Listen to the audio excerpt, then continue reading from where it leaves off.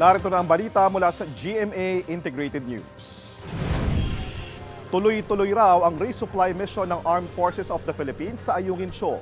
Ayon pa kay AFP Chief of Staff Romeo Brawner Jr. sa panayam ng Super Radio DZBB, kasama rin sa resupply missions ang 7 pang isla natin sa Kalayaan Group of Islands.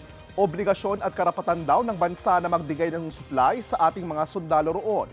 Matatandaan na nagkaroon ng tensyon matapos bombahin ng tubig ng China Coast Guard ang mga miyembro ng Philippine Coast Guard na magdadala ng supplies sa mga sundalong nakadistino sa BRP Sierra Madre sa Ayungin Shoal.